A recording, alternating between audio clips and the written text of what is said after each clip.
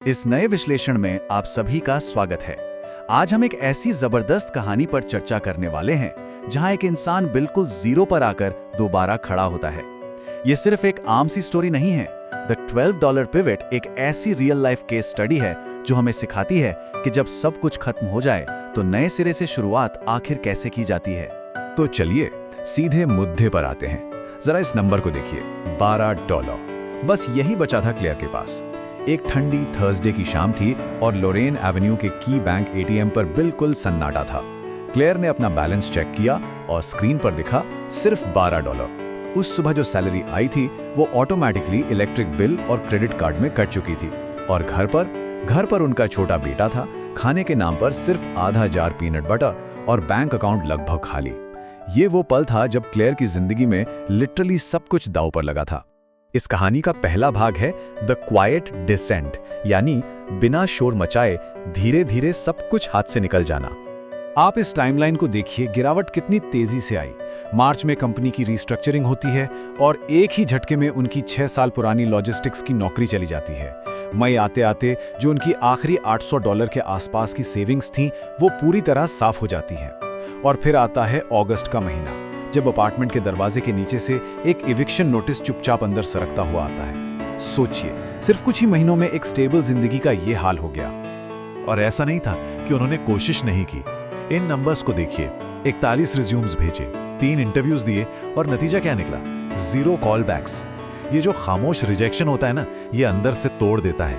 पूरी गर्मी के मौसम में क्लेयर ने हर दरवाजा खटखटाया पर सामने से कोई आवाज नहीं आई। ये सिचुएशन किसी का भी मनोबल बिल्कुल जमीन पर लाने के लिए काफी होती है। और यहीं से शुरू होता है हमारा दूसरा भाग, हिटिंग रॉक बॉटम। असल संघर्ष कैसा होता है अब हम वो देखेंगे। दरअसल रॉक बॉटम ऐसी कोई ड्रामेटिक चीज नहीं होती, ये थका देने वाली सच्चाई होती है। अपना घर बचाने के लिए क्लेयर ने क्या कुछ नहीं किया। पूरे सितंबर उन्होंने अपने ही बिल्डिंग के हॉलवेज और एलिवेटर्स स्क्रब किए ताकि बिल्डिंग मैनेजर रेंट के लिए थोड़ी मोहलत दे दे। साथ ही सीवीएस फार्मेसी में रात की शिफ्ट्स की जहां वो शेल्फ्स पर सामान लगाती थी। दिन भर नौकरी ढूंढना, पूरी रात काम करना, 24 घंटे में सिर्फ 3 घंटे की नींद और कपड़ों से लगातार आती इंडस्ट्रियल ब्लीच की महक। ये सब बस इसलिए किया जा रहा था ताकि इविक्शन नोटिस दरवाजे से दूर रहे। इस पूरे थकान भरे दौर में एक पल ऐसा आया जिसने उन्हें पूरी तरह झकझोर दिया। उनका बेटा ओवेन अपना मैथ का होमवर्क करते करते अचानक पूछता है, माँ क्या हम मूव करने वाले हैं?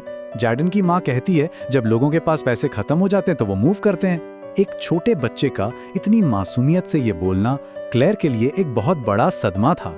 इन्हें समझ आ गया कि इतनी कड़ी मेहनत के बाद भी उनका आर्थिक संकट अब उनके बच्चों की नजरों से भी नहीं छिप पा रहा था। तो अब हम आते हैं तीसरे भाग पर, अ चेंज इन पर्सपेक्टिव। यहां से कहानी ने एक पूरा नया मोड़ लिया।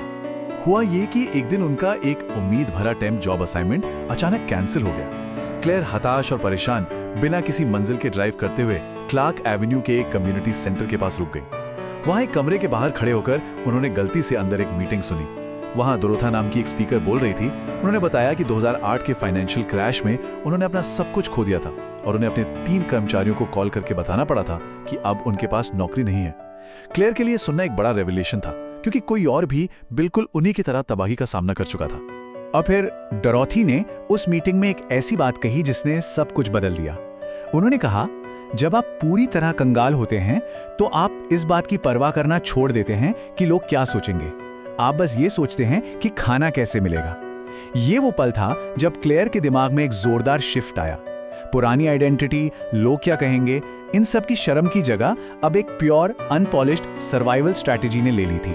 और यहां सबसे अहम बात ये निकल कर आती है, इस टर्निंग पॉइंट ने एक नए सवाल को जन्म दिया। क्लेयर ने सोचा, मेरे आसपास के लोगों को इस वक्त आखिर किस चीज की जरूरत है? बस इसी एक सवाल ने सब कुछ बदल दिया।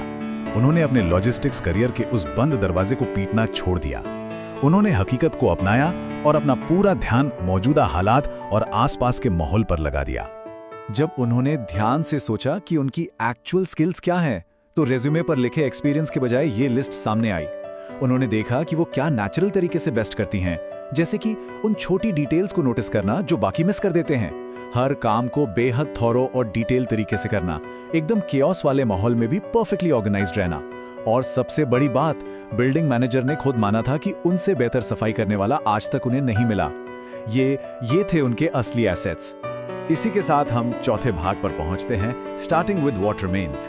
जो बचा है उसी से नई शुरुआत करना। अब यहाँ इस नए बिजनेस की मैथमेटिक्स देखिए, बहुत ही कमाल की है। उन्होंने टोटल खर्च किया सिर्फ $9।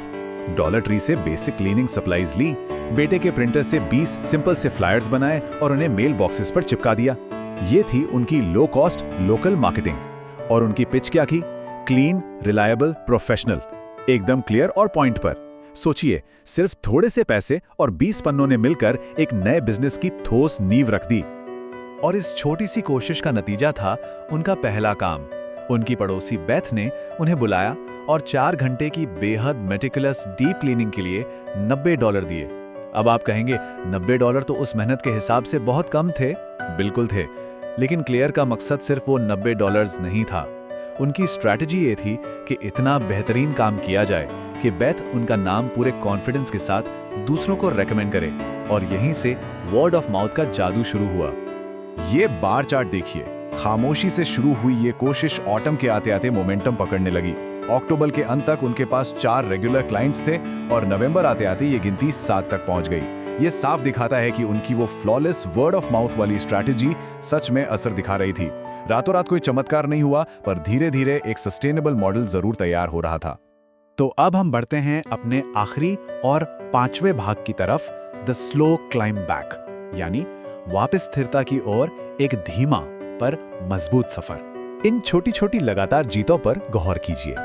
पहला कदम, वर्कलोड बढ़ने लगा तो उन्होंने प्रिया नाम की एक 22 साल की लड़की को मदद के लिए हायर किया। इससे उन्हें थोड़ी सांस लेने की फुर्सत मिली। दूसरा कदम, महीनों की परेशानी और टेंशन के बाद पहली बार दिसंबर का रेंट बिल्कुल वक्त पर पूरा पे किया। और तीसरा कदम, जो उनके सेल्फ रिस्पेक्ट के लिए सबसे बड़ा था, अपनी बहन डाना की तरफ से ऑफर हुआ एक फाइनेंशियल लोन उन्होंने बड़ी शराफत से मना कर दिया। ये अपनी इंडिपेंडेंस वापस पाने के ठोस कदम थे। फिर एक दिन ऐसा आया जिसने सब कुछ क्लियर कर दिया। उनका बेटा ओवेन स्कूल की विंटर ट्रिप की परमिशन स्लिप लाया। उस पर अमाउंट लिखा था $42। क्लेयर ने फॉर्म देखा, उसे साइन किया और बिना किसी हेजिटेशन के पैसे निकालकर दे दिए। उस वक्त ओवेन के चेहरे से जो टेंशन और चिंता का बोझ उतरा, उसने साफ बता दिया कि इस $42 ने उनके घर के माहौल में कितना बड़ा और मॉन्यूमेंटल शिफ्ट ला दिया था। उन्हें अब पैसों के लिए पैनिक करने की जरूरत नहीं थी। न्यू ईयर की शाम आते आते उनके पास 9 रेगुलर क्लाइंट्स हो चुके थे। देखिए, 9 क्लाइंट्स होना कोई लॉटरी जीतने जैसा नहीं है ना, लेकिन इसने उनके लिए उतना स्टेडी कैश जरूर पैदा कर दिया कि घर की लाइट्स चलती रहें, बिल भरे जाते रहें और वो भी बिना घबराए। हर वक्त एक एक पैसे को लेकर जो हिसाब लगाना पड़ता था, वो टेंशन खत्म हो चुकी थी। उन्होंने वाकई एक मजबूत फाउंडेशन खड़ी कर ली थी। और ये पूरी जर्नी फिल्मों की दुनिया और असल जिंदगी के फर्क को कितने शानदार तरीके से दर्शाती है। मिथ क्या कहता है कि जब इंसान पूरी तरह टूट जाता है तो बैकग्राउंड में एक इमोशनल म्यूजिक बजता है और अचानक एक ब्रिलियंट आइडिया आता है। पर असल रियलिटी क्या है? रियलिटी होती है एक टाइम आउट हो चुकी खामोश एटीएम स्क्रीन, दरवाजे के नीचे सरकता हुआ एविक्शन का पन्ना और एक छोटे बच्चे का मजबूरी में नजरें चुराना। असल जिंदगी का संघर्ष ड्रामेटिक नहीं, बल्कि बहुत ही आम और खामोश होता है। कहानी जहां से शुरू हुई थी, वापस वहीं चलते हैं। एक बार फिर क्लेयर उसी लोरेन एवेन्यू की की बैंक एटीएम पर अपनी कार में थी। पर इस बार जब उन्होंने स्क्रीन चेक की तो वहां एक नया नंबर था, $640। इस नंबर को शुरुआत के उन $12 के साथ कंपेयर कीजिए। हाँ, $640 कोई बहुत बड़ी अमीरी नहीं है, पर ये उन घिसे पिटे बेसबोर्ड्स, उनकी झिली हुई थकान और सबसे बढ़कर उनके सर्वाइवल का एक सॉलिड सबूत था। ये इस बात का प्रूफ था कि वो वापस खड़ी हो चुकी हैं। इस पूरे विश्लेषण का निचोड़ सिर्फ इतना है, और इन शब्दों पर ध्यान दीजिएगा। उन्होंने अपने 2 हाथ, बचे हुए कुछ डॉलर और एक ऐसी खासियत का इस्तेमाल किया जिससे वो अब तक लोगों को फ्री में दे रही थी, और मजबूरी में ही सही पर अपने लिए एक नई शुरुआत बना ली। इस स्टोरी में कोई अचानक मिलने वाला लकी ब्रेक नहीं था, कोई जादू नहीं था। सिर्फ एक चीज थी, रिलेंटलेस एग्जीक्यूशन और लगातार कड़ी मेहनत। इस कहानी से मिलने वाली जोरदार सीख के साथ मैं चाहूंगा कि हम सब इस आखिरी सवाल पर थोड़ा सोचें। वो ऐसी कौन सी एक छोटी सी चीज है जिसे आपने टाल दिया, सिर्फ इसलिए क्योंकि वो बहुत छोटी लगती थी, जैसे उससे कोई फर्क ही नहीं पड़ेगा। क्लेयर ने सिर्फ 20 फ्लायर प्रिंट किए थे और आज देखिए वो कहाँ है। किसी भी बड़े बदलाव की शुरुआत अक्सर ऐसी ही छोटी कोशिशों से होती है। इस बारे में जरूर सोचिए और अपनी शुरुआत करने से मत रुकिए। इस चर्चा का हिस्सा बनने के लिए आपका बहुत बहुत